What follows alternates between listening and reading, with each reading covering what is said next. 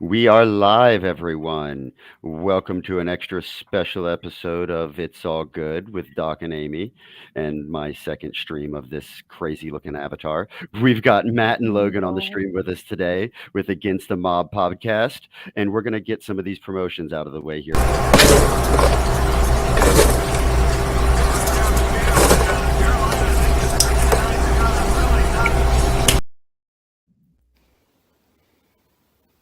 Hey, yo, it's me, Pops Van Marmalade, and you're watching the Comics-Related Madness Network. Uh-huh. So come get some. CromCon. CromCon.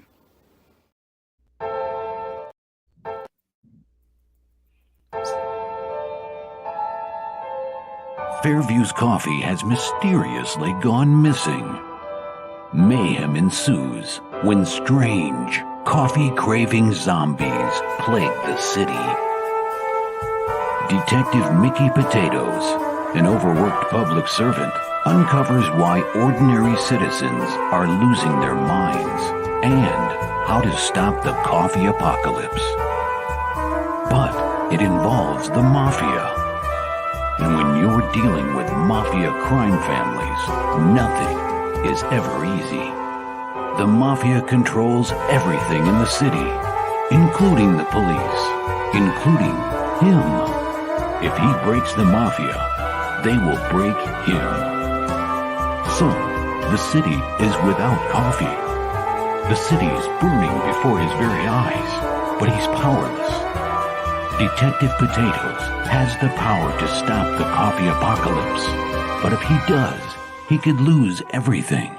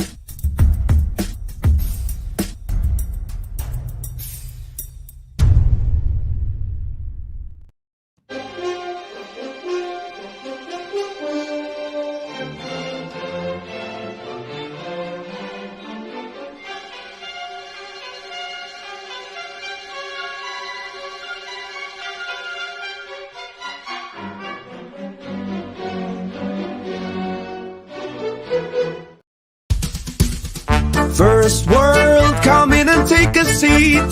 Pay us no attention, it's all conspiracy. We have satire and parody, some funny, some perverse. If none of it's offensive to you, you'd be the first.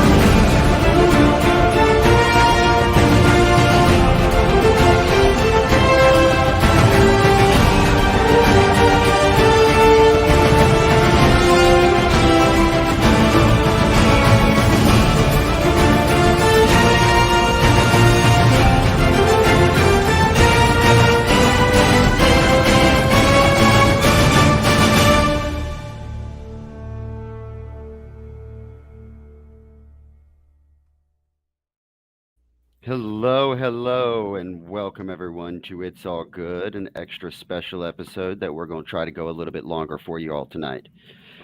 How is everybody doing this evening?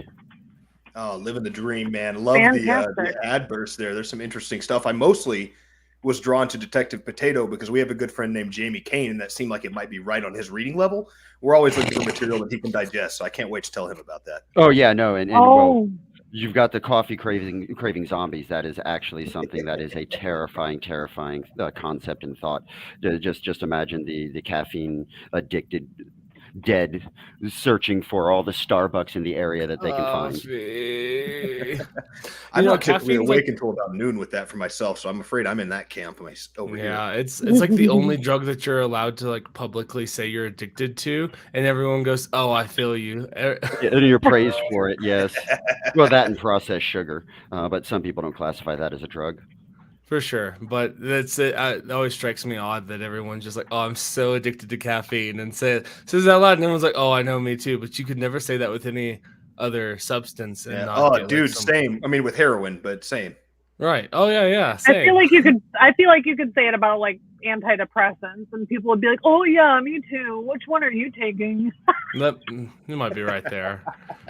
I had a good friend That's one time at a stupid. party kind of make the observation to the room of just like, it's crazy when you become an adult and you realize that just everybody does cocaine all the time. And the entire room was like, not really, man. That's kind of Right. Perspective Right. issues. Wow. Well, before I we would get like too to say it deep was into an these awakening moment. conversations, let's go ahead and get just a second to go around the room. I'm Doc, of course, and this is Amy. This is our show, and anybody watching should know who we are. But if you don't, we are the creators, writers of a comic called First World, and this is our channel that we come on once a week to go ahead and talk about comics and anything fuckery that we can talk about: political incorrectness, comic books, the social scene. Uh, Production of art. Can you chime in here, Amy? What else do we talk about? Some of my personal favorites are conspiracy theories and politics. Yes, it's always the favorite of the bunch. But our guests tonight are going to be a podcast of their own. It's Against the Mob podcast that they run. They've on Spotify, and I'm going to stop talking because I'm going to butcher it. And I'm going to let Matt or Logan jump in on this. You all want to introduce yourself? Go Matt, for this it. is where you jump in and plug everything. No, Usually I'm my actually- name- no. I'm actually updating my Instagram story to say that we're live right now. So We're have on at it. it, Okay, Logan. I'll give you a moment to do that. My name's Logan Carpenter. I typically go second because I am the star of the program. But I'm happy to get in here and give Matthew a short break. We are basically just two libertarian, anarcho-capitalist leaning, freedom-loving dorks, and highly above all that, we're narcissists who think we're funny. So we started looking around the internet, seeing people making money, talking into microphones, and we said, we ought to be a part of this. But more seriously, we like to break down conversations. We do a little of the conspiracy stuff. We do a little of the current event. But more than anything, we like to dig deep into the ideas, the theories, philosophies of libertarianism, of anarchy, and like try to apply them to our daily lives and see how we could progress ourselves to a more free society in the future. And ultimately, that's our goal. We are a part of No Kings Network, which is essentially just the idea that we need to ultimately begin creating a culture of freedom. If we want to create a world that processes without the political system in it, then we have to approach that not from within the political system in our minds. And therefore, here we are talking shit on the internet, trying to get some fans to see if we can get some people to enjoy freedom and stop giving everything up to daddy government. Well Fuck done, yeah, Logan. man. Well said. Man, see, I don't need, why do I even need to, if you can cover that, then I don't even know what you need me for, man. It's mostly because I'm ADHD and I can't sit down and focus enough to write the episodes out. So I need you to tell me what time to get in front of the computer and say my dick jokes.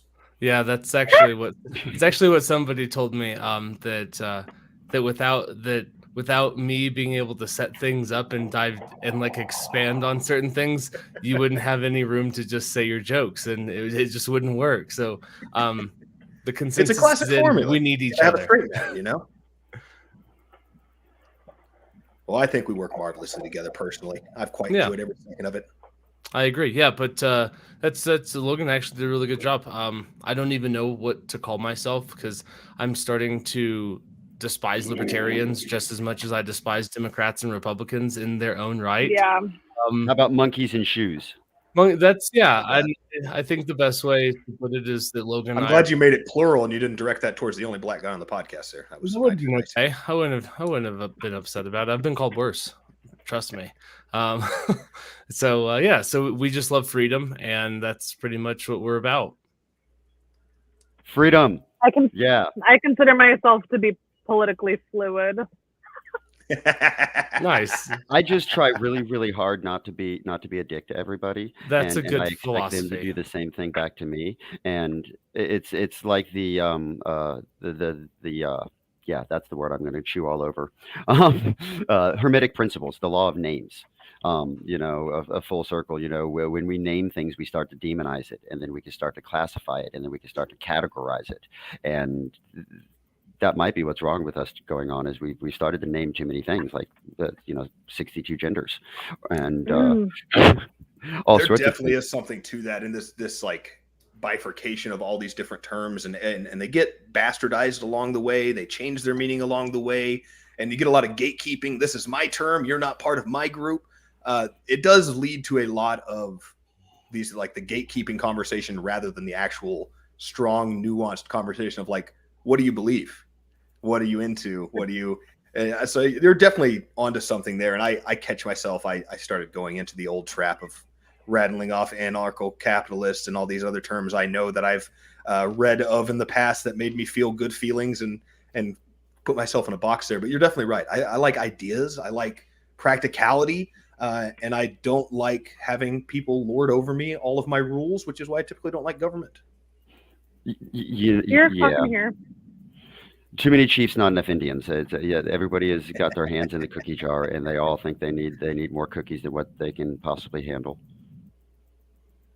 That's right. Only guys my size don't have any cookies. Now, have you had an opportunity to see our new trailer that we put together, the 1 minute jobby? Was that the one that was aired earlier? Nope, it's a brand new one. I held on to it. You see, I'm going to go ahead and throw one more trailer up there because I want to get y'all's opinion on this one. Y'all ready? Let's go run it. Not from Disney. One of one doctors recommend. A good writer. A black man art. It's not a conspiracy theory. It's a fucking obvious theory. They fucked around. We found out. All fun and games. Until the monkey dies.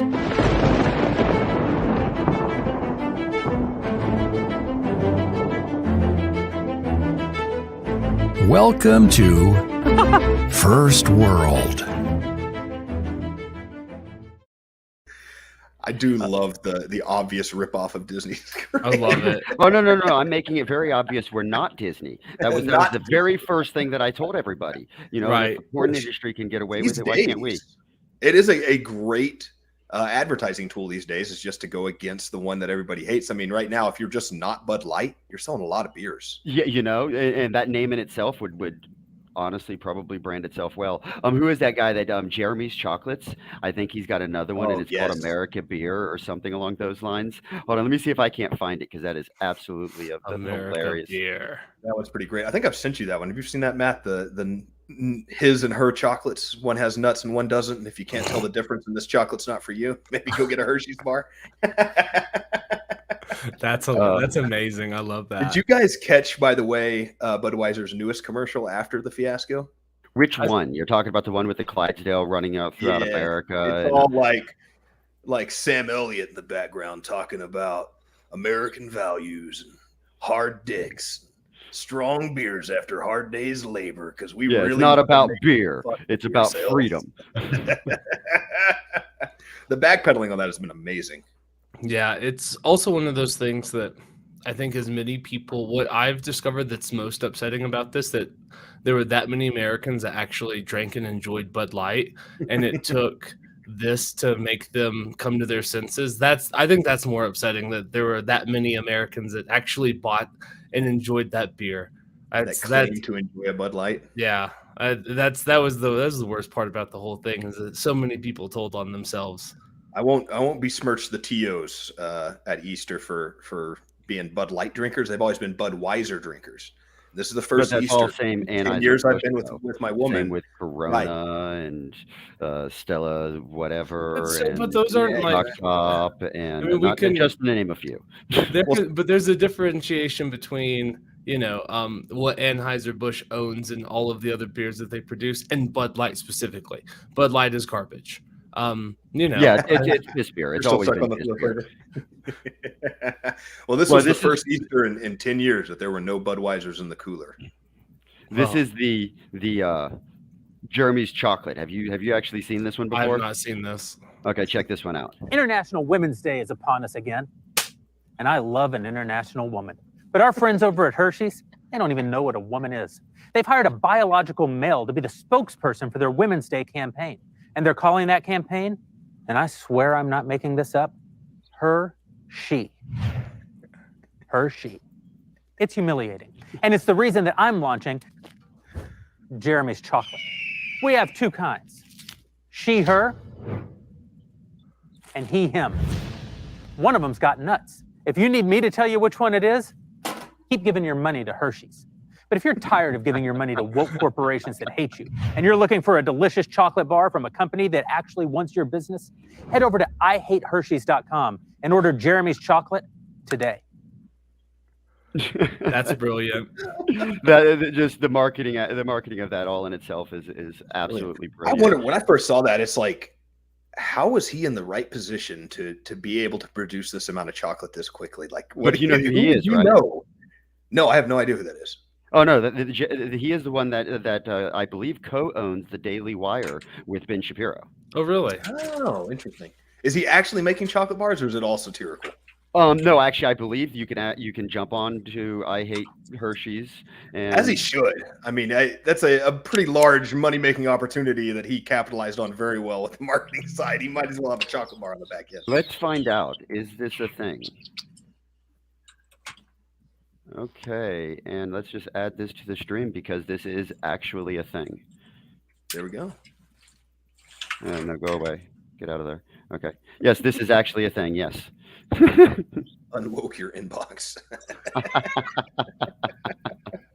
This reminds me almost of outrage investing. This was something that I know a radio show got on like 4 years ago, and essentially it was whatever, like Facebook goes in front of Congress. Stock tanks, buy all the Facebook stocks. Not like Facebook's going anywhere. It's going to come right back tomorrow. And there's a guy was making like some serious gains off of just what's the woke mob mad about today. They're going to be back on top in a month. So I might as well buy the stock while it's low. Buy the stock while it's low. Another good stock trading tip would be just buy whatever your politician is buying. You're bound to be able to get it. That is one of the best. Go after like the Pelosi's. They've got a really good track record of being able to I believe I just read a story of a young man that got arrested for fraudulent investing, and then when they looked into it, they realized he was using exactly that Pelosi tracking app, and he was just investing in everything she's investing in. And what's the harm in that? Would they classify that as insider trading?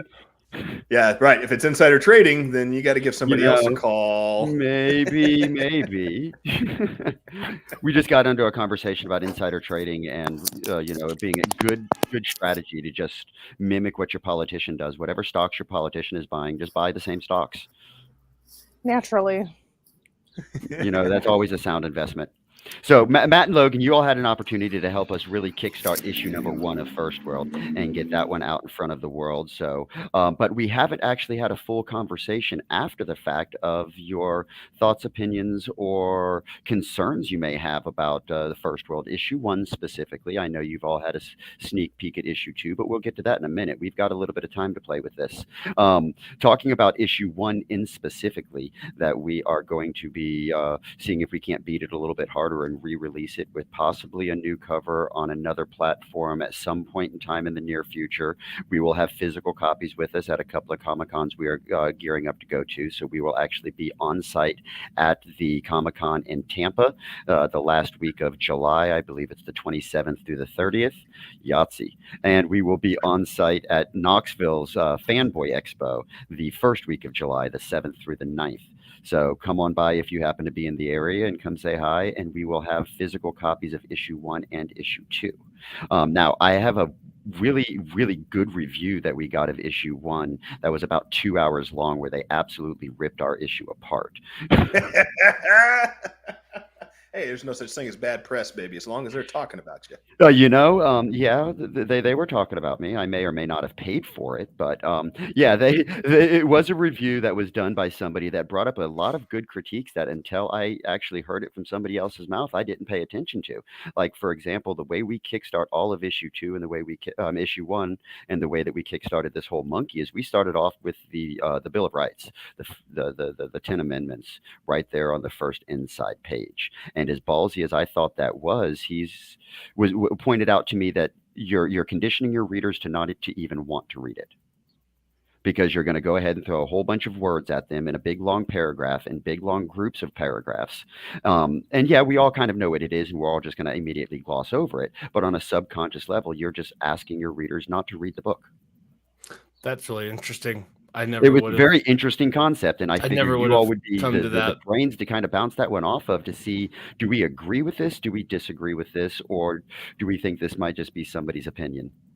There's 2 parts to it. One, I can absolutely see what he is talking about, because in the world that we live in, if it's not digested into a 1-minute Instagram or TikTok reel, or if it's 15 seconds, my God, if it's not spelled out for you and 1 minute is just so 90s.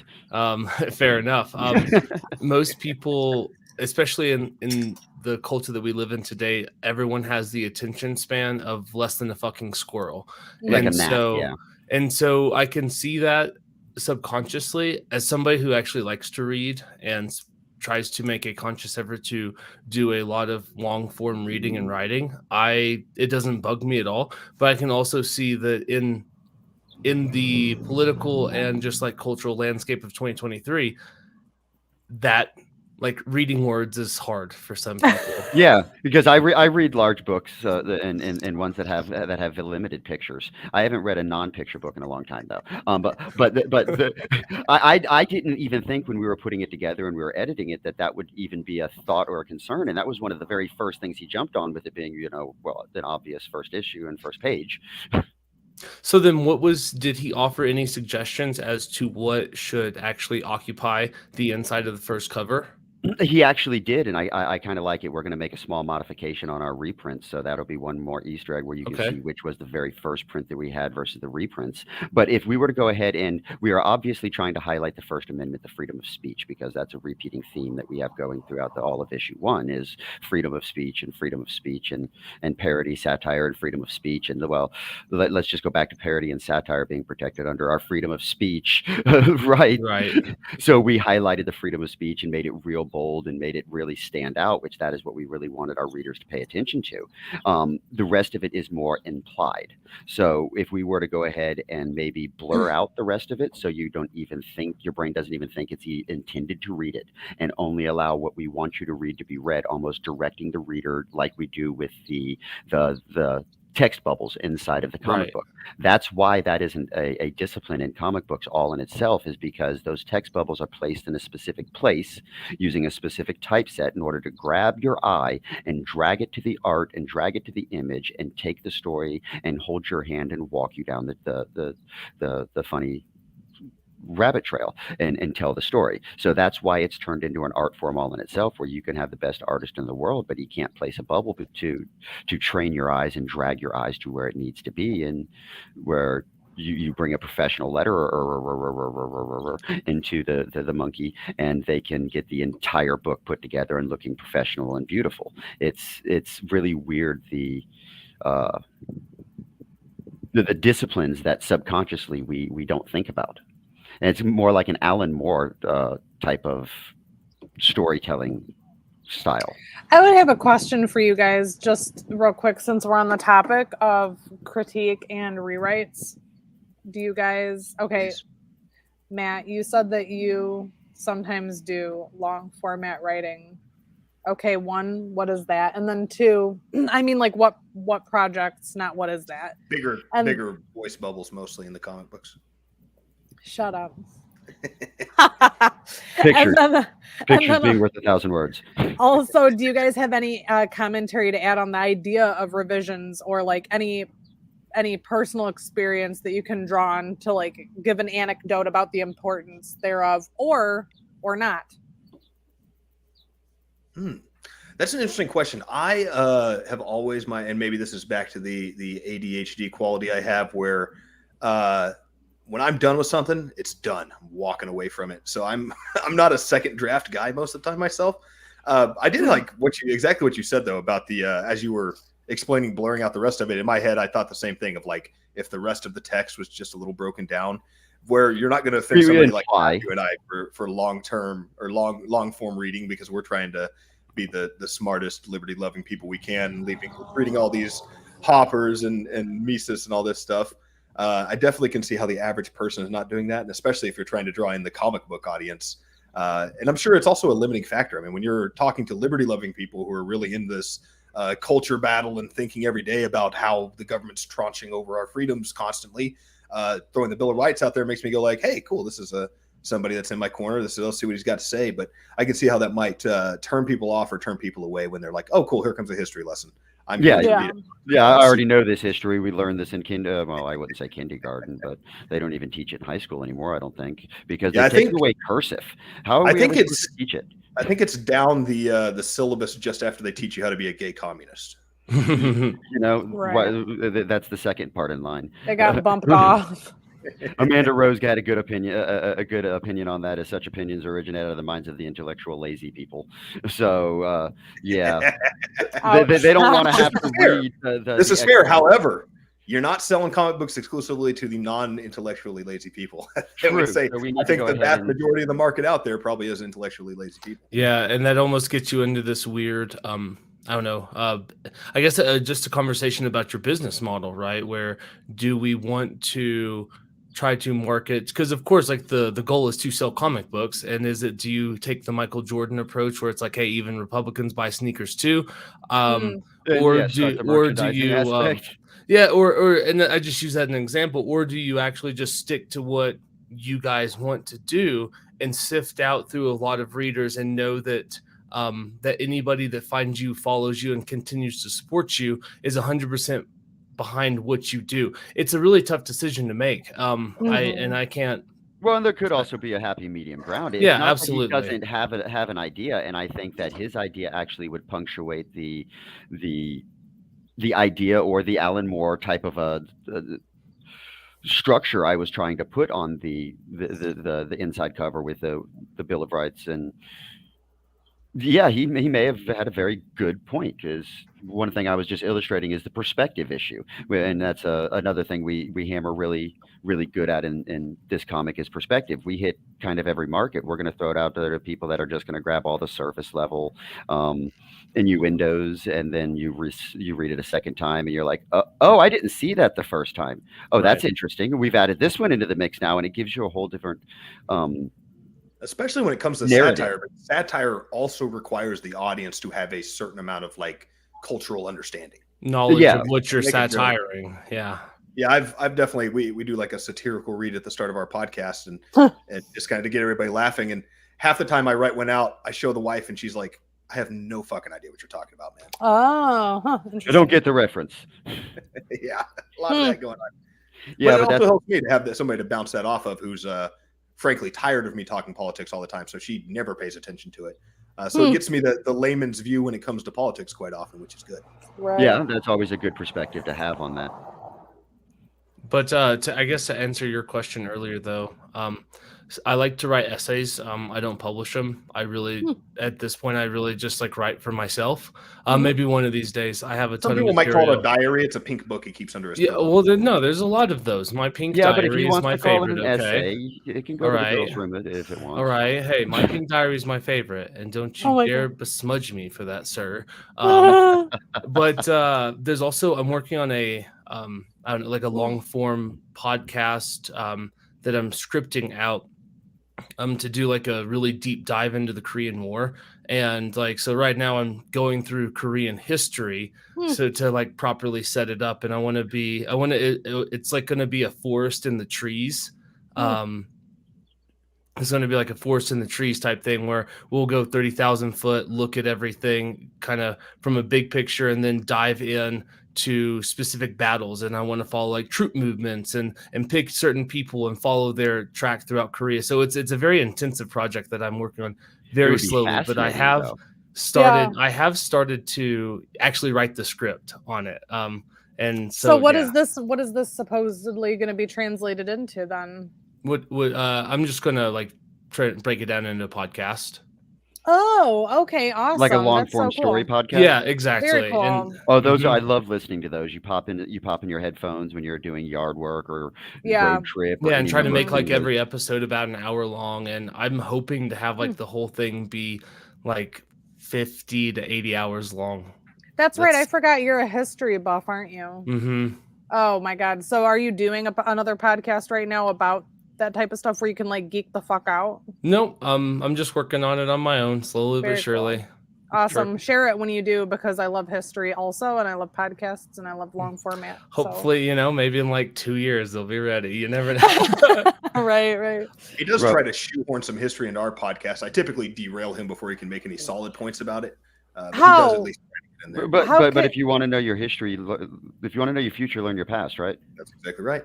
Sure helps. Yeah, we're both big believers in that. And I used to really fancy myself a history buff. And I used to always bounce this off of Matt at the back at college parties. Well, we've known each other forever, but I thought I was on a level playing field. And then as we've started talking for an hour every week on the podcast and me getting a glimpse into the actual education Matt has put into learning history, it's like, oh, you're a real history. I like history. You're like a right. That's I like history. You're a dork. Yes, that's fair. Yeah, I've got a lot of fun little quippets about history, and then usually Matt will elaborate onto why I was wrong and what the actual context of the situation was. And now it's no longer funny, and the joke just leaves your little joke back. Yeah, I try really hard and to you feel about jokes. an inch shorter every time that happens. It just shaves an inch off of your height, and you just can't stand as tall. It feels that way, at least in my ego, right in my heart. Yeah, it's painful. It's difficult. You don't want these little tags all the time. I mean, once in a while makes sense, but I have a strong reputation as a narcissist that I'm trying to uphold here. I don't need you guys to tell me too much. Yeah. So, sorry, I was going to say back to the original question though. I'm curious what some of the other critiques were, because I showed somebody the cover and I have several editions of the front cover. My personal favorite is the one with the dead monkey. I like the bullet and I think all three of them have the dead monkey. You're talking about the pink dead monkey on a little sideways? Let me see. I want to say the one that's split. That's got the main cover where it's the main cover. That's split. Damn, I thought he was talking about mine. Yeah, I say the monkey laying sideways with the bullet hole in the head is Amy's cover that she did for us. And that's the variant cover A. That was my third favorite. And then the variant cover B we have out was the one that kind of looks like the Star Wars logo or the Star Wars poster from the 70s, where it's all kind of stacked on top of each other with a pool of blood, or at least that's what it looked like to me. I asked the artist if that's what he was pulling from, and he said, and he told me no, that's a happy little accident. What? It was literally coming right from the fucking gorilla. Okay. Whatever. Artistically red rain puddle. But I really do like because I sent it to a friend, and when I sent him that front cover, he goes, "Please get me a copy." I'm whatever's behind that cover, like I just want it just for the cover, and then also too, now I'm very interested to see what's on the other side of it. Like if that's how you're gonna lead with like a bullet going through a monkey skull, he goes, I'm into that. And so and so I really liked the cover. I mean, I'm really curious what some of the other critiques were though, because I am not I am woefully unequipped and ignorant to talk about like comic books and their substance, because I'm not a But comic that's book what reader. makes you perfect for the talking of comic books and their substance, by not being a comic book reader and not being an avid comic book reader. It gives us a viewpoint from somebody that From the is layperson. outside of our own little bubble, and that's what I think can absolutely add to any artistic creation or any creator's It's no bad habits yet. Sometimes it's easier critiques. to train somebody who has learned nothing about what you want to teach them, rather than somebody who got a lot of bad downloads from their last job or sports team or whatever it is you're trying to teach them.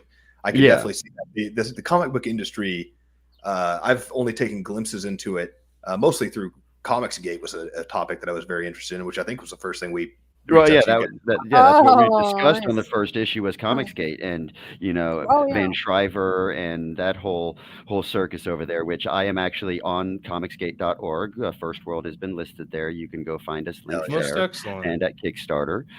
We are really trying to promote the Kickstarter following. So anybody listening, if you would jump on over to Kickstarter on the Opinionoid Crisis for First World, and click that follow button. As soon as we get more followers, we're ready to go live, and we'll schedule our launch party. But we're really trying to kick the promotion that issue 2 is becoming available and becoming becoming available soon. Sorry, I'm looking for a copy of it to throw it up at the same time. I'm just not fast enough on the draw here. Can they put you up there next to Average Joe? Is your avatar that smart that you can hold it in his hand? No, I don't think I can That would be absolutely really do that. sweet. I guess that's the next program you need to give is a copy of the comic to Average Joe there. I might be Well- able to figure that out sooner or later. Well, that 2-hour critique wasn't. It was actually quite good. It wasn't all bad. That was the issue you were talking about, right, Matt? Yeah, absolutely. Yeah, that was pretty great. Okay. Yeah. That is a great cover. Yeah, that was a very, very good idea, straight from Osiris, the main artist of the main illustrator of the book itself. That was what he brought to the table, and yes, that was just perfect. There was nothing I could change to that. I'm like, yes, run it. Yes, yes, absolutely. Yeah, because it really grabs everything that you need to see, right? Because if you're not living under a rock, you can tell that's Joe Rogan pretty quickly. And a dead monkey is above average Joe, maybe. Yeah, above average Joe. Sorry, I don't want to tread on anybody and get anyone canceled. Well, he's actually been added on this, so hopefully he's watching. If you're that'd be watching, I'd love to go on your show, and I'd love to talk about this. I think Joe Rogan, if you are listening, it's probably safe to say that everybody would love to have you on their show and or come on your show on any podcast aspiring people out there. Yeah, any one of them whatsoever. You can pick it. We don't care. It could be like We're all interested in the Kingmaker. Isn't that the truth? What did I do with it? I thought I just put it in this file right here. So what were some of the other critiques about it? Well, they some said of the the writing was pretty good, so I'm fine with that. That part seemed right. There's a lot worse things than pretty good. We know it was an intelligent critique now, at least. Right. I was like, oh, this guy's got class. I see you. He knows what's up. He knows what's up. Yeah, he did give props to the writing. Another thing was right in the very, very beginning where we say, "Welcome to First World." Looks like shit because it is shit. We may or may not be conditioning our readers to look at our art and telling them that our art is not good art because it looks like shit. We just flat told you. I thought that it was a looked bit like meta of a comment. There's an interesting thought, though. You're definitely right. I mean, you only get one first impression. It's got to be a good one. And if you're giving off those clues, even just the, I do too. Oh, I the like art the is art a lot. absolutely I get where you're amazing. coming from. I think the art is good enough to compensate on being able to rag on ourselves, just like everything. And we weren't necessarily calling the art shit. We were calling Right. the view of the world shit. It was a perspective read. So I'm Right. hoping maybe if he reads it a second, third, fourth time, he might see all the different points, because he also just skipped right over the death snail. He didn't pick up at all on any of the eyes. There's several things in there in layers that were never even mentioned. Well, I mean, okay, so I have two minds on that. It shouldn't take somebody 2, 3, or 4 reads to get it, right? That kind of defeats the purpose, especially in something that's very visual. But on the other hand, to be like, hey, welcome to First World, this is totally shit. I would think or hope that like most people would not be diaper shitters and retarded, like so retarded that they don't understand the difference between like what I'm implicitly trying to say or a fucking narrative voice. You know what I mean? And that was like a narrative voice speaking from their perspective. And that's what Right. absolutely is a perspective thing. I don't disagree that it could be changed, but that the point about implying that you're supposed to take that very literally about the literal comic book and not as a narration and a commentary from the narrator's perspective, to me was kind of stupid. The surface level, yeah. And the rereadability is what I was majorly pointing out about the book. It's a comic book that most comic books, you read it once and you remember the entire book, you put it back in your collection and you never touch it again. I wanted to create something that gave you something different to see every time you read through it, or almost a activity book involved in a comic book all at the same time. Where's Waldo? What did he layer where? Where did they put what? Type of a feeling for it, like a Ash versus the Evil Dead. Come on. That makes perfect. Y'all, I think, nailed that personally. There's all sorts of little Easter eggs in there that you got to hunt for. I've read it a couple times. I've looked through it a dozen times because I keep looking for what I've missed in there. I also find even if I look at a character enough times, sometimes I'm like, oh, that's who that character is. There's who they're making an homage to.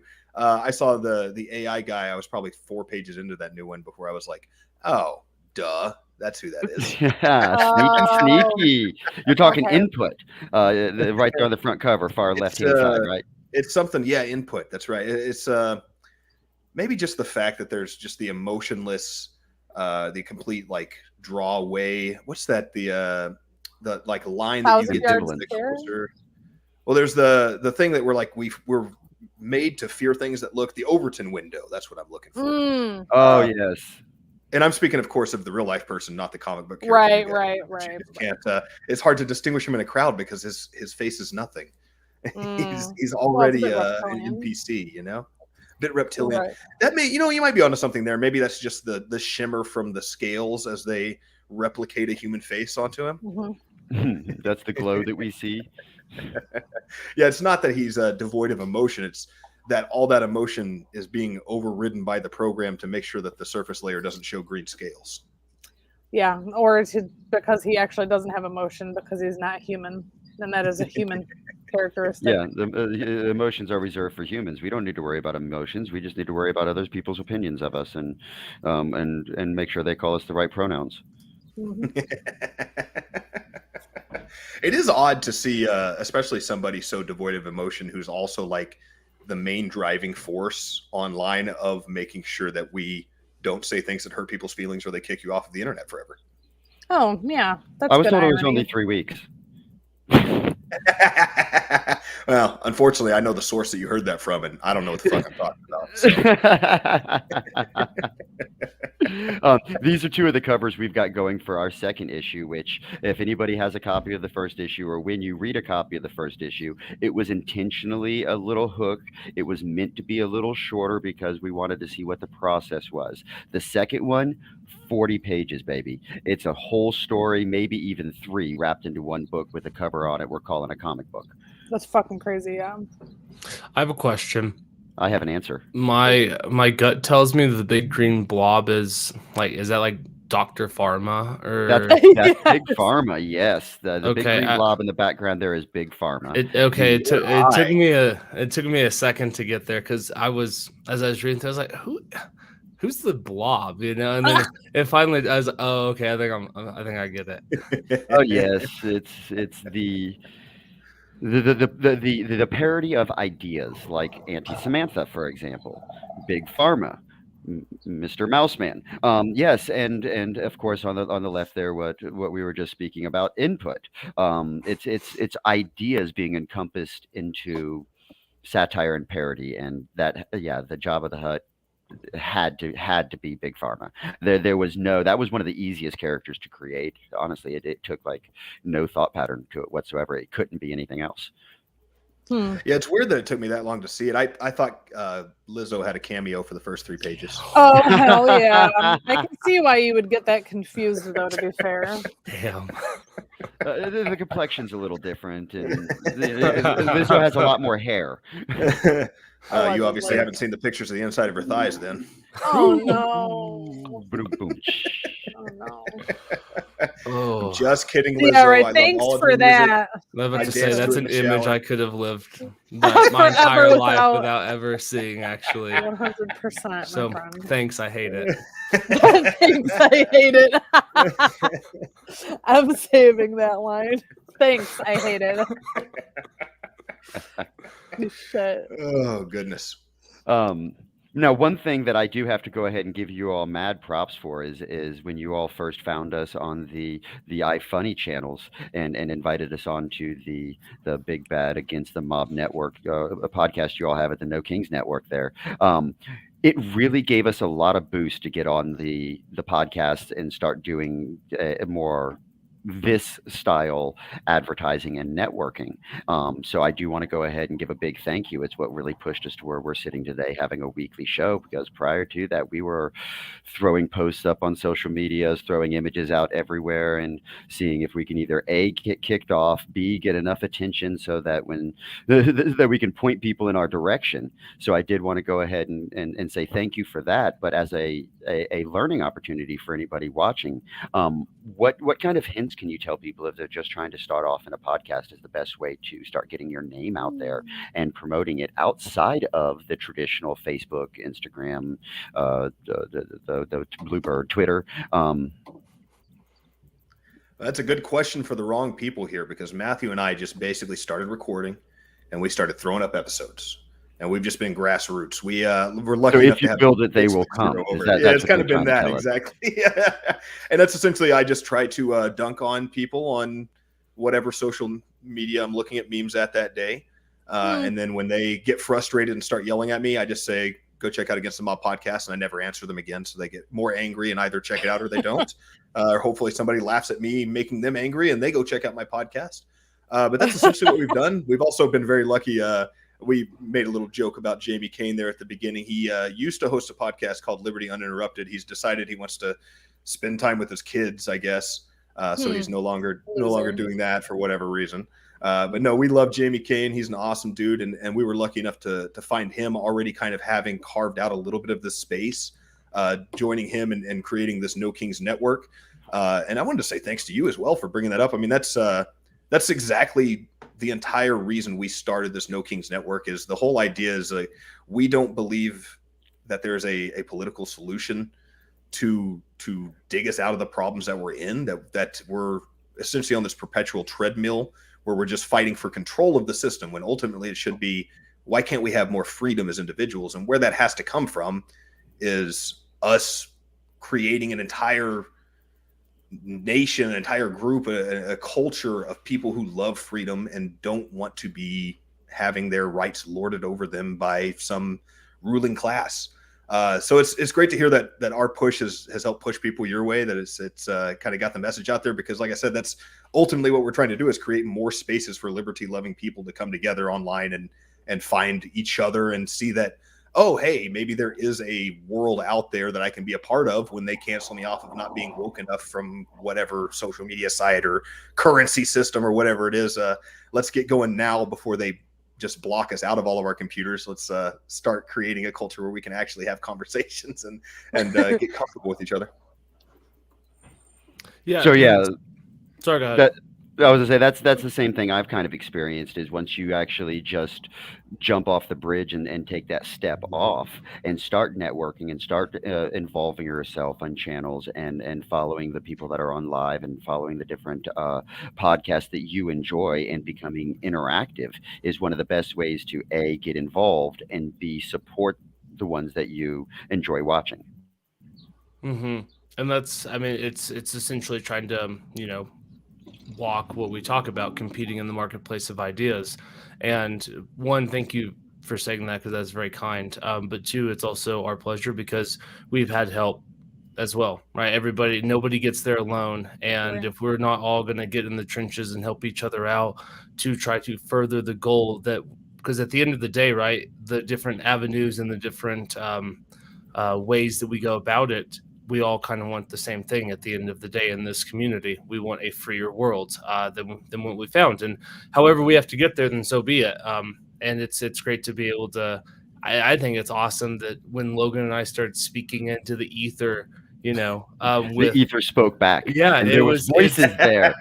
It's kind of wild because I remember being stoked about, dude, we had 30 listens to this podcast. I remember being thrilled about that the first time we hit 100, right? It was like, oh, I can't believe it. And now it's just as it moves on, it's great that we're averaging so much higher. Now we're not like a huge audience, we don't have a huge audience, but to go from speaking into the ether where we were stoked that 30 people listened in to now have like the reach that even some people found you guys. It blows my mind kind of. Oh yeah, no, we've got several of your followers decided to pick up a copy of First World and support Kickstarter issue #1, and I've actually heard back from one of them giving me their critique after I asked for it, and very communicative. You've got a good group of people.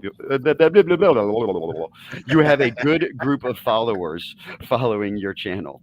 Yeah, I think we do. I love our followers because, and I think that comes from like the narcissist in Logan and I, that I love our podcast, where I think that we strive to occupy a very unique space, right? Because we'll never be able to have like the reach of a Dave Smith or a Joe Rogan, and besides like everyone also is like tuning in to, like, if you want your very basic libertarian take on like surface issue A, there's other podcasts, but we pride ourselves on really taking the time to hone in on an issue that's in the current news cycle that's relevant to what's happening today, but really dive deep into it and figure out like, how did we get here? What's the backstory? What's some extra context? What's, try to paint a full picture about one particular topic. So I think this audience is awesome, and I think our podcast is awesome. Fuck yeah. Yeah, it's probably not for everybody. It's probably the same rules as we had in college together, where we would eventually, at the end of the night when the party's ending, we'd go recede to the back porch and start smoking marijuana and start musing on about all the evils of the government. Word. That Colombian Relatable. cabbage. But yeah, we'd sit there, and we've always loved to have these kind of deep theological conversations, and again, probably walks hand in hand with us being self-subscribed narcissist, where we think we're the ones that need to have these conversations to make the world a better place. But no, we've always found that fun, and that's kind of what we want to do. And now that we're moving into this political space, we're becoming old men. I can only play basketball for so many more years, so I got to start thinking about something I can continue. That's right. It's time. We've aged out to politics now, so we're here to tell everybody why we're completely right about everything in the political space. I think if politics doesn't work for us, there's always the weather. Yeah, there's Old man yells at clouds. Isn't that guys? I really don't want to take this to an anti-Semitic place today. The older I get, the more I resonate with like the old person, like peering out of their window, seeing like what the kids are up to. And I think that level of suspicion is good, and I don't think that I think it. Of course, it manifests itself. It can always manifest itself in terrible ways, but it's like keep an eye on what the youths are up to, because I know for a fact that once upon a time, when I'm out running around at 18, 19 years old, it was up to no good. If I'm in your back alley, it's not for a good reason. Right. There's nothing. Yeah, I'm not just on my way home. Exactly. After a Like hard if day's work at the convenience yeah, that's store. not me. I'm up to mischief, and I'm probably what was like the big uncle what was it Red Raider that got stolen? Red. Yeah, somebody stole we went to Texas Tech University, and Raider Red is our mascot. And somebody who will go unnamed in our friend group might have stolen a 50-pound cement statue of a Raider Red, and may or may not have a statue over every party we had for the next couple years there at college. But that's it. But that's what everybody I'm needs talking a about. mascot. If you peer out your window and you say, "What are these kids up to?" I think that's a healthy level of suspicion that older people should have about kids, because we're here to steal your 50-pound concrete mascot. That's that's what we're here to do. Like your lawn ornament. Yeah, you're not wrong. That it's amazing how many parents forget that too, and their child is could definitely not have done this thing, and it's like, you definitely stole beer from apartment stores when you were 16 years old, like the rest of us. What are you acting like you're above this but for? did they though? Was that normal? I mean, some of us are cooler than the rest of Because them. I feel like I've broken the law enough for at least a couple dozen people. Oh, I feel like what's that law? That's It's what like they're until you're 17, none of those count against you anyway in the long term. Yeah, right. that is why I have no criminal record. It's like 20% of the people give you 80% of the work. I'm sure when it comes to criminal behavior, it probably follows the exact same metric, Exactly. right? It's like there's Thank 20 you. of us that are breaking the law for the Some rest guy of the the 80%. There really are people that are that fucking boring. There are. I know them. I know several towns of them. Right. Y'all act like you never robbed a liquor store before in your shows. Yeah, right. It builds character. I've always been a big proponent of there are good decisions and there are good stories. And you don't want to be a life filled with both. You got to have a mix to be an interesting person. Yeah, you definitely need both. That's kind of like a 2023-ish or some such take on, all work and no play makes Johnny a dull boy or whatever. There you go. Just repackaging things. Yeah. Mm-hmm. So what was that? Like, you either get stories or either good stories or good decisions. Yeah, there you go. Okay, yeah, word. You I can't like have that. both. Well, it's like you can have both, but that circle, they don't overlap in that moment. Right. Yeah. It's either a good story or a good decision in that particular moment, and you don't get both, because nobody ever goes home and like, oh, well, we were in this situation, and we ended up like walking away and going home at 10 o'clock, and everyone went to bed and nothing ever happened. That's just not a good story. The good story is, oh, we stayed out way too late, or we did to this some fuck play. shit.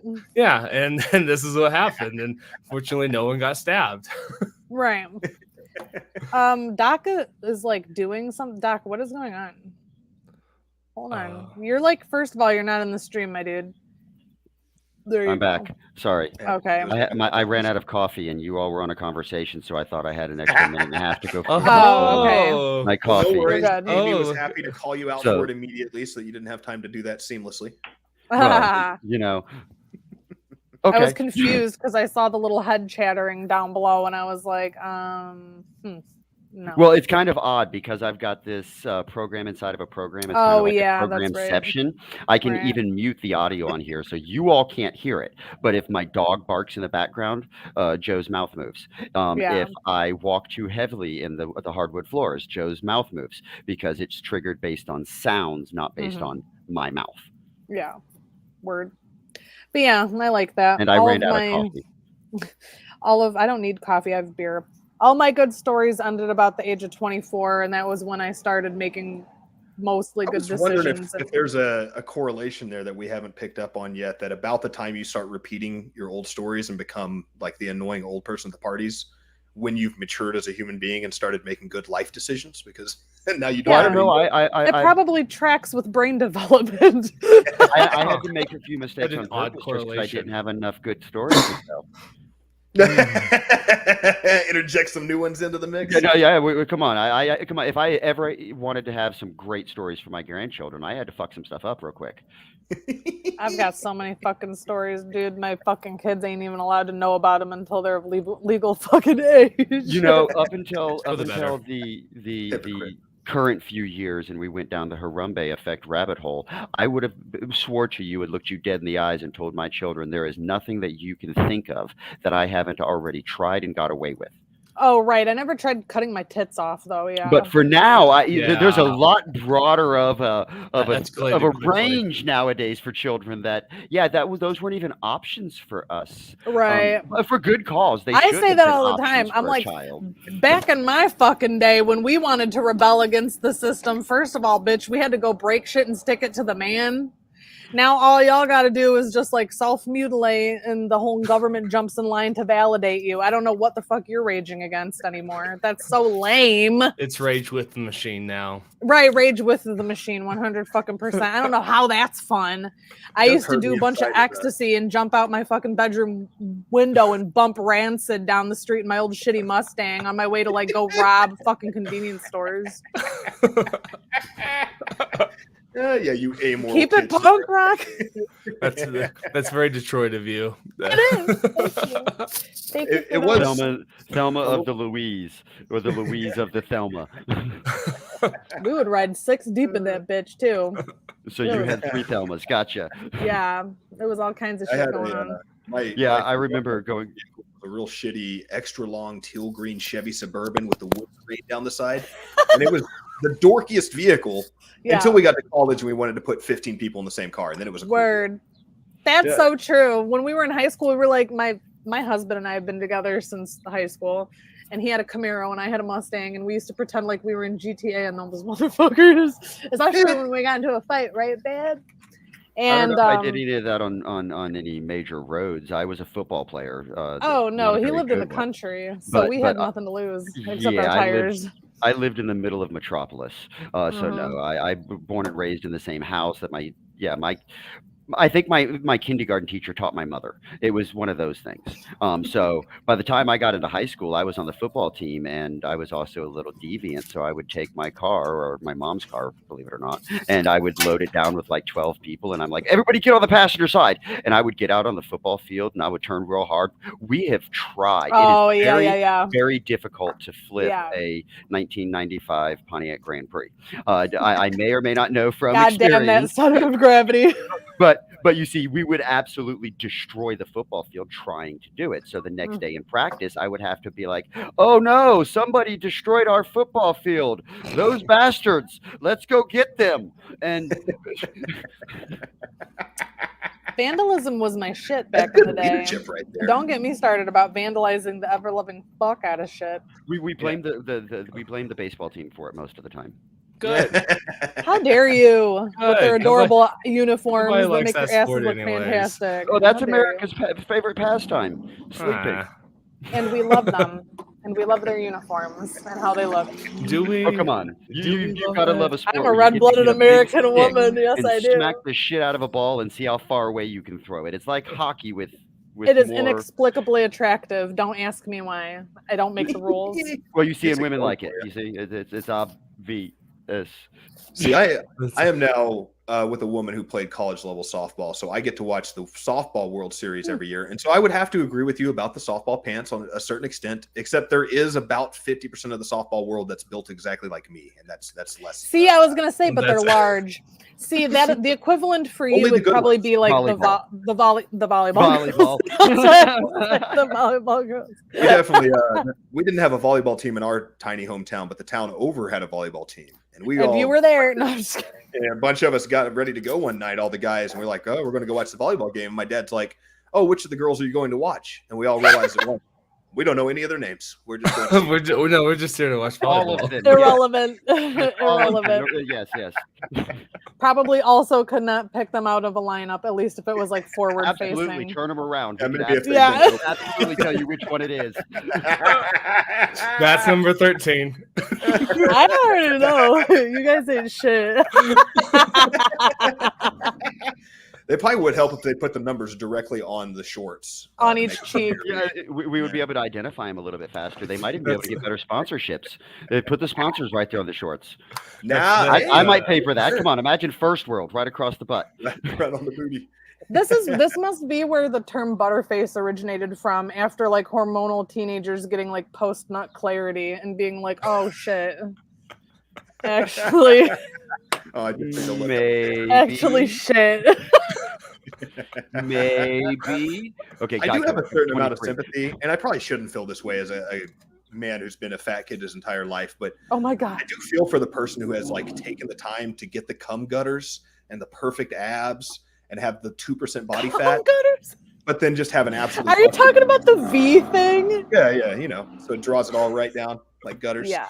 It like points directly at where. Wow, I've never heard that term. I've never heard that either. That's- Fantastic. I don't Also, know if I'm for the panel, insulted another or- word is the dick root, also a crowd favorite. What is it? A dick root, Dick just the root. root of the penis. Yeah, Yeah, the it's base just of the like tree. Wow. I just call them the things that make me stupid.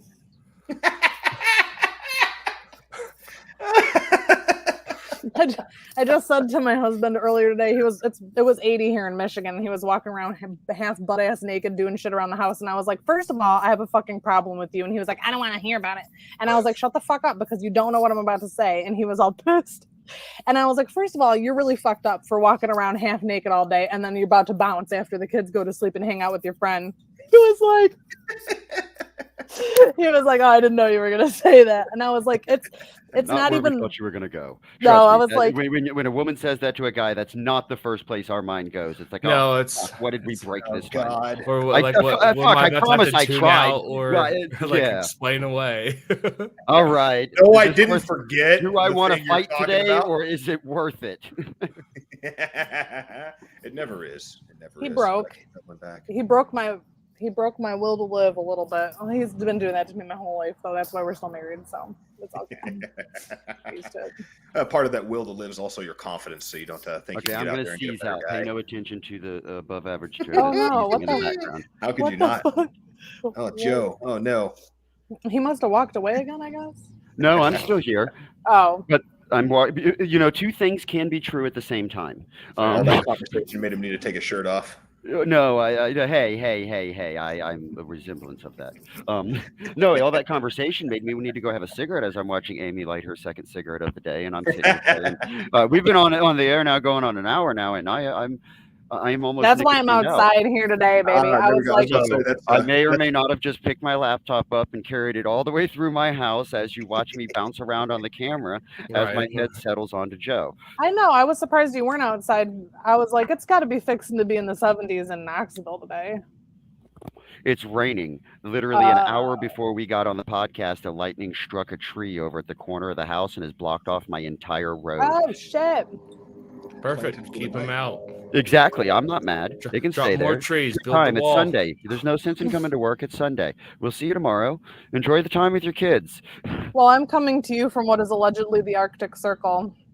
Can't relate. It's Brr. very beautiful here. Brr. we got teased 80 all day degrees here here. in South Texas. It was it's going to rain at noon. It's going to start raining, and it just got hot and progressively more humid, and it never rained. Never happened. Oh yeah, it's very From humid here. It's Florida, like a fucking wet oven right now. That's why my hair is fried, dyed, and laid to the fucking side at the moment. Yeah, but me being a native Floridian, my body likes the humidity and the weather and the wet. My body does. My hair does not.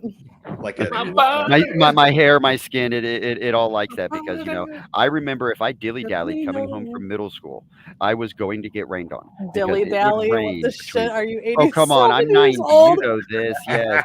Back in my day when Motherfucker said dilly dally. uphill to school in the snow, barefoot both ways. If it took us longer than 15 minutes, then hell the no. rain came and the hail and the dragons.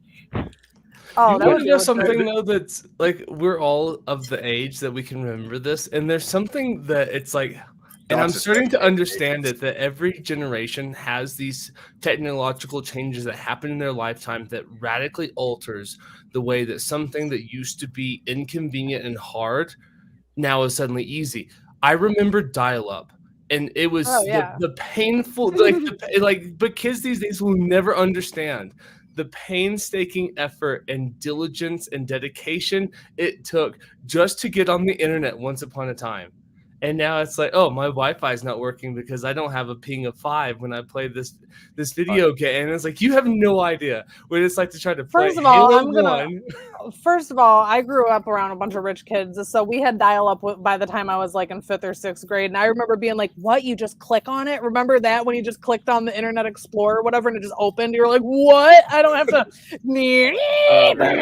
That's back when they went from dial-up to high speed. Yeah. I was actually the first technician in the entire state of Florida that was able to not only install your cable to get you this high-speed internet, but I also could put the network adapter inside your computer, install the drivers, and get you completely synced up on the internet without having to wait for a secondary technician. So there was my claim to fame back in the 90s. And speaking of how old I am, I was working then. I was of working age. Okay, well, to the non-fogies in the chat, first of all, let me talk to the young folk here. I'm gonna unlock a key memory for y'all. Do you remember did this ever happen to you? Like your parents were like, "You're fucking grounded from AOL," so you were like, "Okay," and you just like walked your happy ass up to Blockbuster where they gave out like the 47 frisbees of installing it onto your computer with like the free 1-month trial, and then went and installed it anyways. Do you remember that? And then you would just take like all the AOL discs and like fling them at your friends. Yeah, those AOL discs just became frisbees. Yes, they were everywhere. The whole city. Yeah. The city was like 98% AOL discs at one That's point. why they went out of business. They printed too many CDs. That was an absolute. I took most of them. I would fling them like out the bus window and shit at like pedestrians when I was in like 5th grade. You're the reason I have trust issues. I'm the reason that I'm the reason a lot of shit. I was walking down the street all minding my own business, then all of a sudden I got smacked in the side of the head with an AOL CD. Like a fucking ninja Death Star. 100%. And now I'm blind in my third eye. It's just there for decoration. That's why he blinks so much. He's afraid another AOL disc is gonna fly right there, hit him, catch him in the forehead. Yep. See, I have only a positive memory in that same vein there. I was landscaping as a young man out mowing the local doctor's office, and somebody flung a DVD out into the yard there. You're like, yes. Yeah, I went and picked it up, and it was one side was like the craziest street fights in the world. Oh. And then side 2 of the disc was ladies washing cars with white t-shirts. Bikinis. And I was like, this is great. I just inherited pornography. This is amazing. Oh, fuck yes, it just came out of the sky. God bless the future. You may or may not have been Praise be to the gods. America. As I heap my praises onto a higher power, some meth head who threw that out of his car was ODing an hour later. That was an angry girlfriend that just found it as they were driving and tossed it out the window. That story just made me feel so patriotic. Like that is so American. You're like, I'm an industrious young man mowing my lawn or mowing lawns, America, and then you just like get porn that flies out of the sky. That is one of the most American stories we told tonight. Fuck God, yeah. that Really just, is like, Fighting in porn, yes. Violence and pornography. An eagle just attacked a communist somewhere. And that's unfortunately a memory that won't happen for the younger generations now, because these younger generations have pornography at their fingertips, but there was nothing like found pornography when you were a young man, or found gore. Well, no. It was very easy. Or to found gore, dog. As a young man, because some people may or may not have actually used their lockers at school in order to store copious amounts of pornography and illicit things that they're not allowed to have inside school, and made a healthy living. Because it was drugs for me. Yeah. When you're the youngest of a small pack, your brothers will do damn near anything if you had enough money, and all you had to do was charge enough money. It's the capitalist society. In middle school, capitalism is so multifaceted, y'all. See, the benefits abound. I hear that. I was the youngest person in my gaggle of friends, and I don't have I have older siblings, but they lived in a different city because divorce. But all the older brothers of my friends were like, easily could be bribed. It's just like, hey, what do you want? Yeah. Oh, yeah. Like, any of your friends' older brothers is like, here's $5. Go get me a 6-pack. Yeah. Like, okay. Essentially, if you have older siblings, they are your first pushermen. Because it's not even a push. It's just like a suggestion. And they're like, you got it. Yeah. But if you have older siblings, you also have a alibi most of the time. And if you have older siblings, you're used to getting your ass kicked and learning how to talk your way out of it because you just look at what they did. You're like 100%.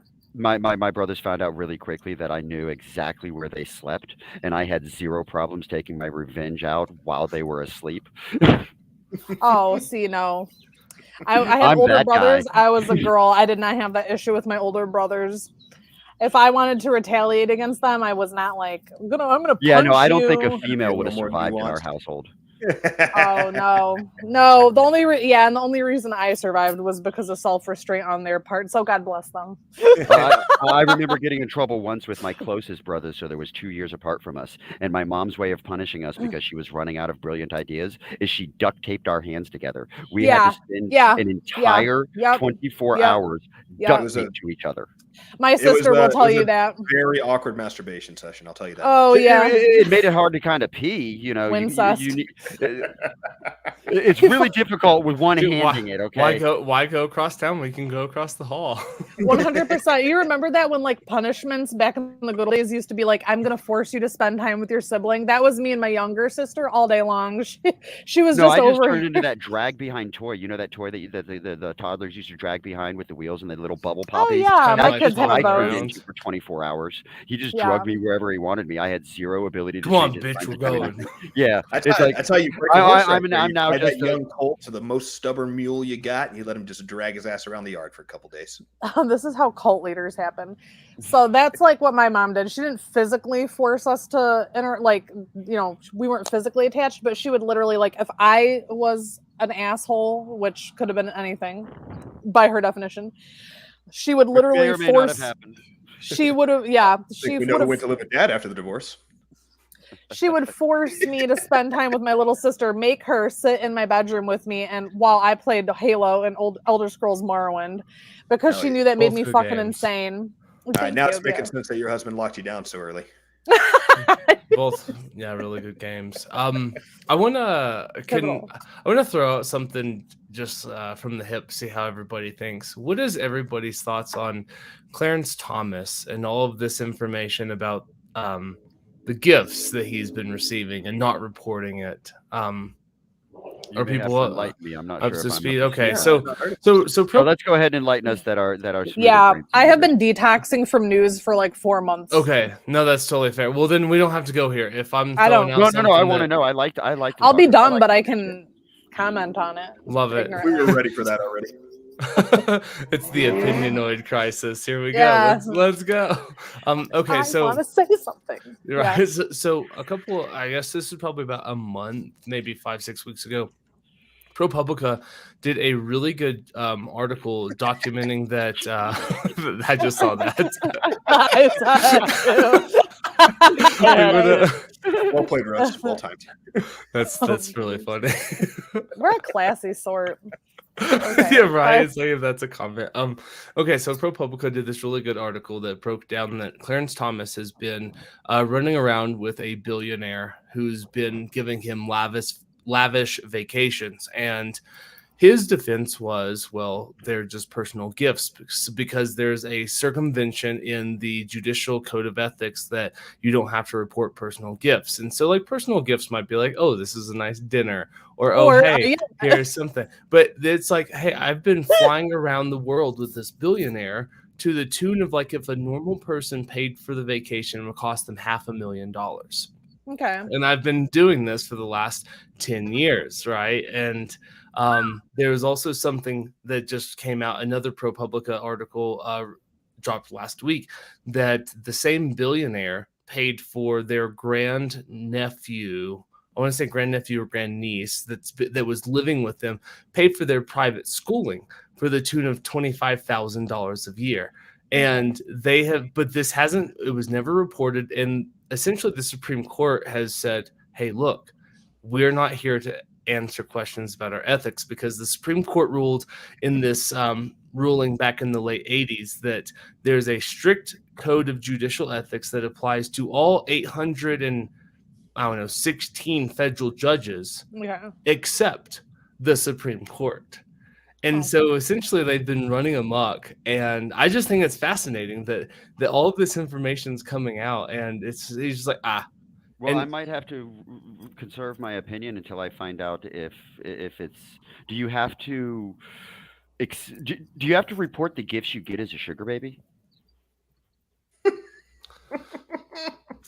Because that's kind of the Oh, same that's question. one of my but I'm cousins. hearing, So I'm what you're hearing he saying has is- a sugar baby.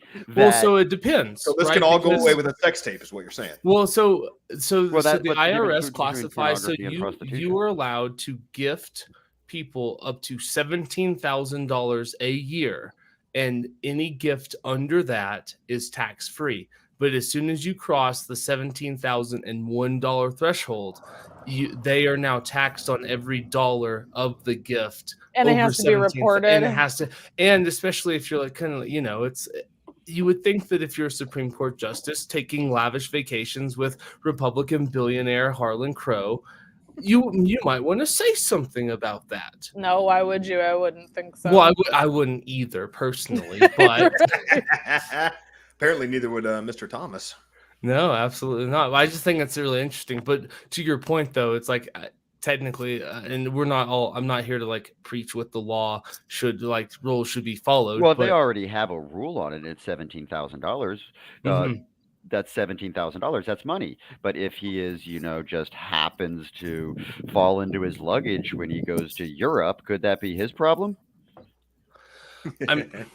Yeah, I don't see, know. Dr. Ben agrees with us. It was a good question about the sugar baby tax laws. I was just wondering about that the Sugar other baby day. tax laws. Dude, so there's We're some educating there's some people with big brains on this street. 1000%. Okay, first of all, my feelings are to one, fuck the IRS completely Agreed. and utterly into the dirt. 100%. Also, fuck the US government completely and utterly into the dirt. Third, I don't give a shit, to be honest with you, because what is the way that politics have been going for the last, I don't know, when did I become politically online? Like 9/11. Every single year it gets demonstrably worse. At this point, why do I even give a shit? That's why I've been detoxing from the news for several months now, because it's you can piss and moan all you want. It's going to be a complete and utter shit show that I have to pick up the bill for anyways. So, you know what I'm saying? Totally There's fair. definitely a case to be made that life is much more Totally fair. happy if you don't give a shit about politics. I think I, for one, was a happier person before I started podcasting and researching politics all the time. You know? I was. It is one of those. talking I definitely agree with that. The sentiment of fuck the IRS and fuck the government and fuck Oh, all of this. fuck news, the but- IRS. Goddamn. But there Well, is, so and the- It's an ingenious little system of control. You see, when religion stopped working, we had to figure out another way to do it. yeah, you're not wrong about Well, I mean, no, because religion was always intertwined with the banking system and control of money. It just has a different name now.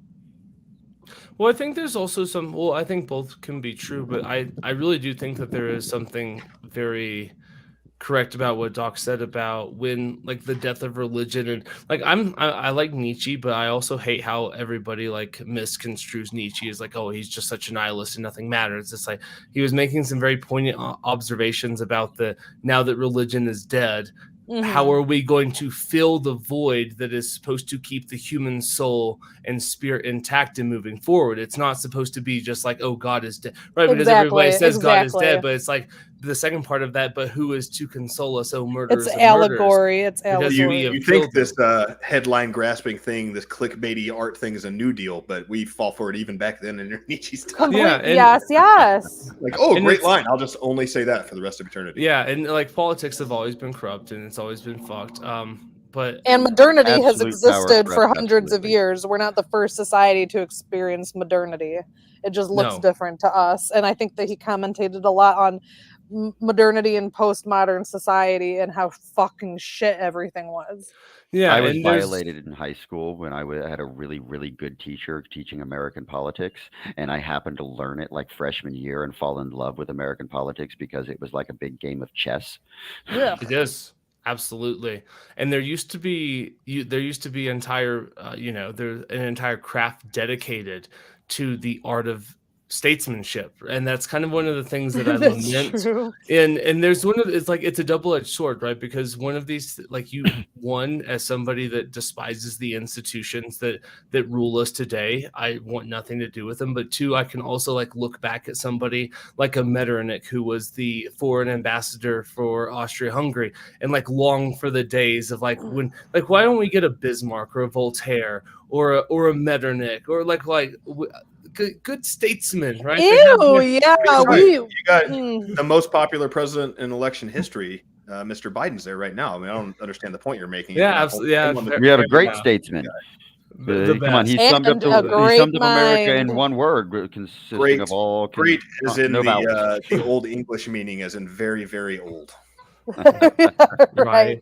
But I guess the point I was trying to make is that there is Yes, something about like as religion started to wane, it seems like there's a strong correlation that as religion started to drop in the average individual's life, the state was there to become the new god of the society. Yes. And that and it's not for the better. No, naturally.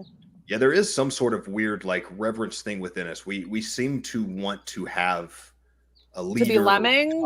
or be lemmings. Yeah, it's not a bad way to put it. That we're looking for this higher power to guide us. And we yearn for the cane. We're not believing in religion, and a lot of people thought this would be this great push forward. What it really was we shirked a lot of the great moral arguments that we had amassed over centuries and centuries of human existence into these books of religious following. And then now we've just come into this new era of like, what is right? What is wrong? Is anything okay? What is left when you abandon all of your traditions? That's yeah, I don't know. And I think that's the very fine line that we as I don't know, we're as like the transition generation, so to speak, where a lot of the transitions, a lot of the traditions. We're at least another institutions- one, I suppose. I don't think that we are the only. I think there's been a lot of these turnovers. Of course, you'd know, you're the history buff nerd over here. There's always these, Right. but it is our burden to bear right now. Yeah, And for we have sure. to pick and choose what institutions and traditions we do or do not want to accept moving forward. But it's a hard thing because sometimes you don't always like. Sometimes the baby needs to be thrown out with the bathwater, and sometimes it needs to be. Yeah, if just that gently baby is poured like out. communism and kill 25 million Christians, or whatever. Yeah, those Sure. ones. But there's also, I think, in the more nuanced sense, like looking in America, we have to decide, like, okay, what values of our parents do we like, and do we want to try to instill those in ourselves in the next generation, or do we not? And and I think it's an interesting argument, or not an argument, a conversation that we're not having. That I think that we should be looking at things very. I'm having it. we It's should funny have because. Sorry, go ahead. I'm No, sorry. go ahead. It's okay. No, I was gonna say it's funny because earlier, like in the beginning of the stream, Doc had said something like, "I just try not to be an asshole," and I was gonna chime in and be like, "No, that is the opposite of my modus operandi. I intentionally try to be a fucking asshole all the time when I can like engage people in conversations and make them feel uncomfortable. Obviously, I don't do this in my personal business. Obviously, I don't do this in every situation, but I literally like to make people feel uncomfortable and challenge them, because the lack of doing that, I feel, has led us down the road of so much apathy that everything is a disgusting shit show now. People don't know their ass from a fucking hole in the ground anymore because nobody's challenged on anything. First World needs to sponsor a pro bully campaign. Yeah, I'm here for it. Like, I'll be the bully that society needs, because, and it's actually, I had to say this to some kids like a year ago. There were some kids acting a fucking mess in front of my house, and I literally ran up to them and I was like, obviously your mom isn't fucking disciplining you, so I'm your fucking mother now. And I was like, get the fuck out of here, and act right. I was like, see the skeptical. See, that's the peering through the window. That's what I'm talking about. That's right. See, that's exactly what I'm talking about. 100%. But it really I gave me used the to... image of you like in the Batman suit with your back to the camera, and it's like not the bully you wanted, but the bully you needed, and then you turn around and just faggot on the front. You fucking kids. Yeah. And that's coming from a reformed punk rocker. And I don't give a fuck, because I get to have my cake and eat it too, because back when I had like safety pins in my ears and like 400 piercings, and I was like, yeah, man, smoke pot until I die. I now get to turn around and be a heterosexual married wife who's a Christian, so I'm still pretty fucking punk rock. Like, let's be honest. That's pretty counterculture. But I did find it quite disappointing myself to grow up a redneck kid on a cattle ranch and want to wear all these punk rock things with the black and the the anarchy stuff and the extra chains.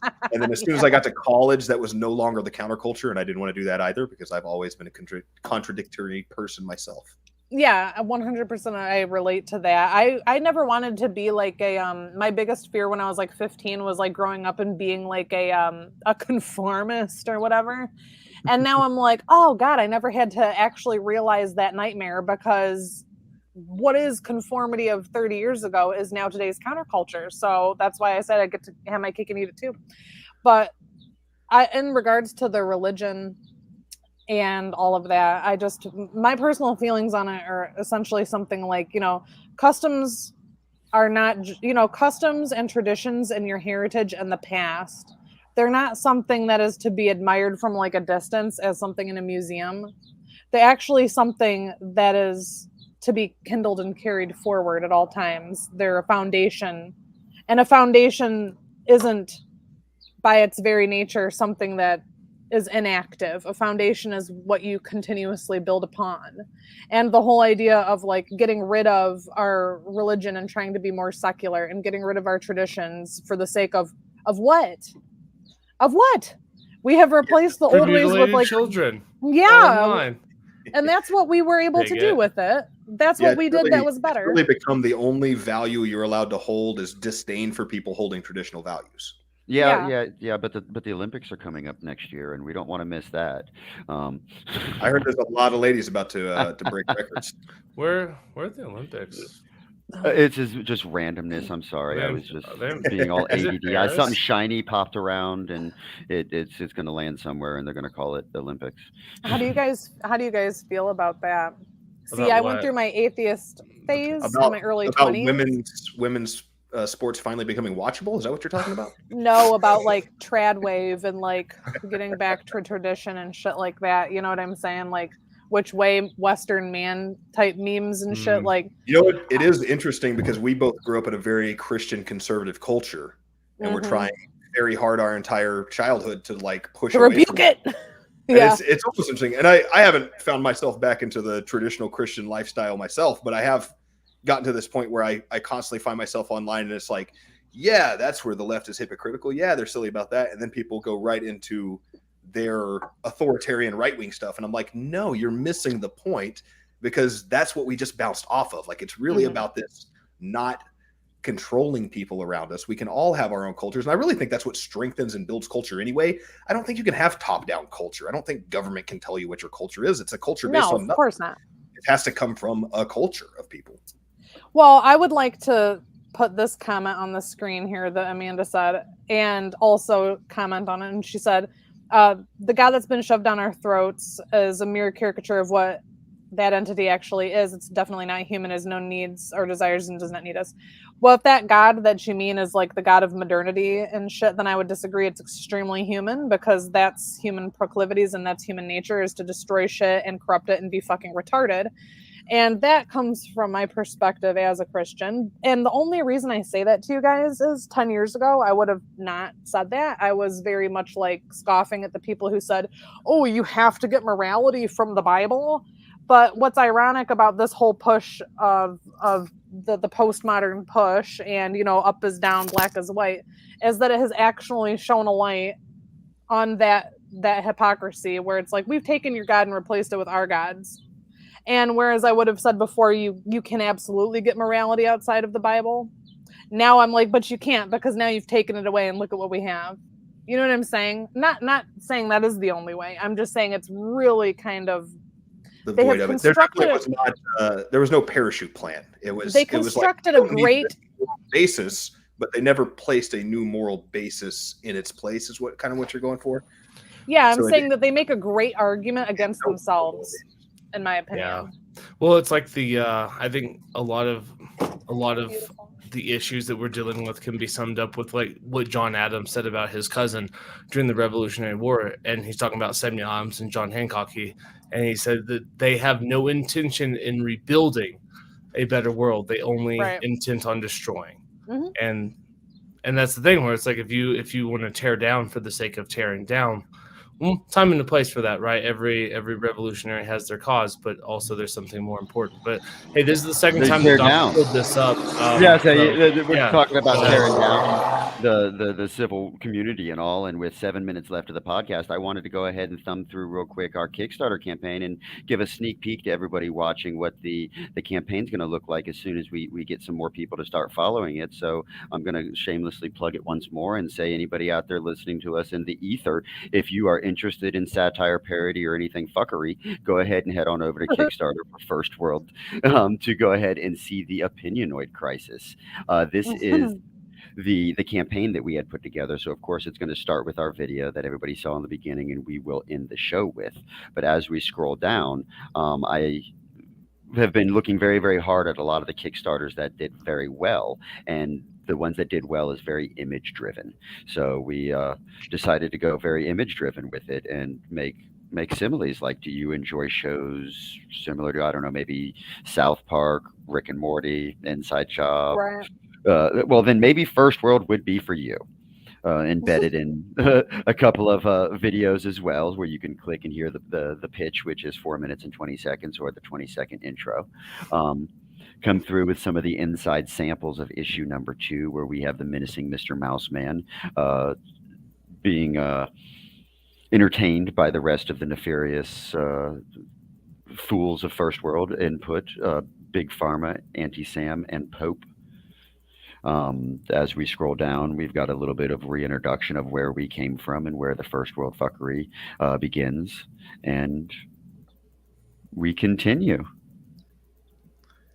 Love it. And please, guys, share this. Let people know about it. Get them to follow this Kickstarter. Doc, unlike Matthew and I, isn't just throwing shit at the wall. He actually has a plan together. He was kind of breaking down with me on this. And like, it really is a lot of this stuff. You have to hit the algorithm right. You have to get up there. And for this to like get the momentum it needs to kind of get a certain metric so that it starts picking up their algorithm, essentially. So don't let them get buried out there. Let people know about it. Let them check it out. Let them subscribe. Let's get some people looking at the second edition or second volume of First World Comic here, and try to get some traction going.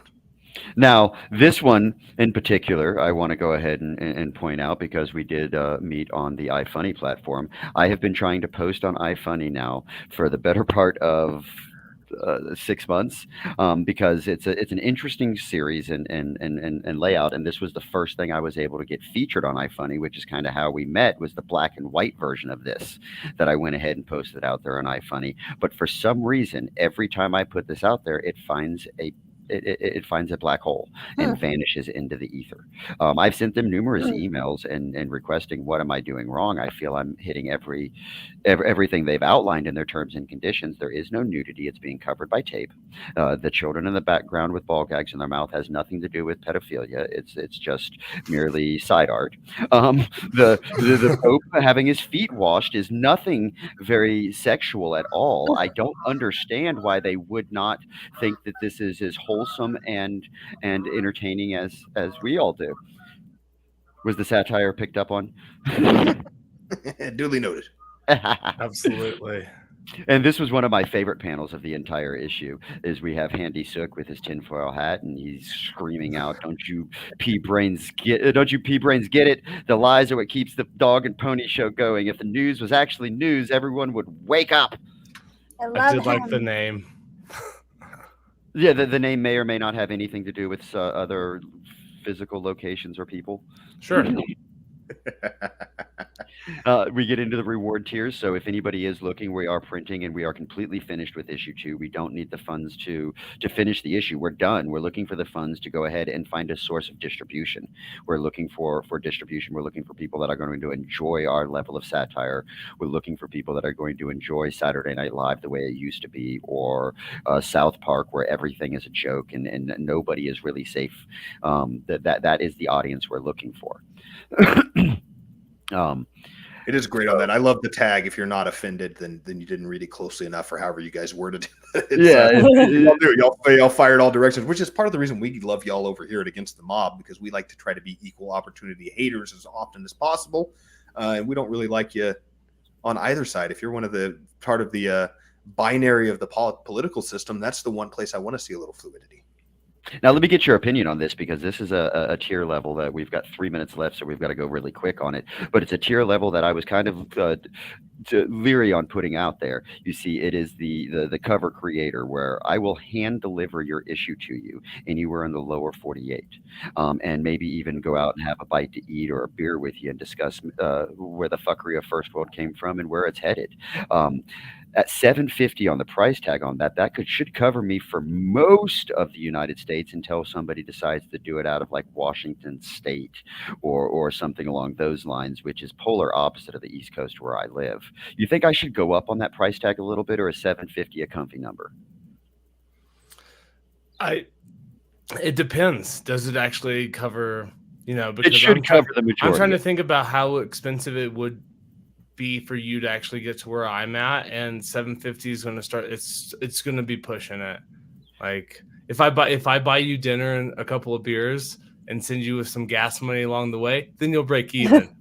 Yeah, you better be careful with this libertarian audience. You might be delivering out to the boonies. So there's some Uncle Ted cabins out there. That might actually be fun. If I can survive Nebo Mountain, I can survive lots of places.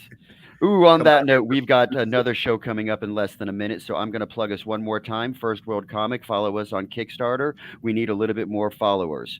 Thank you very, very much for being on our show, Matt and Logan, and we are going to exit out with... First World, come in and take a seat.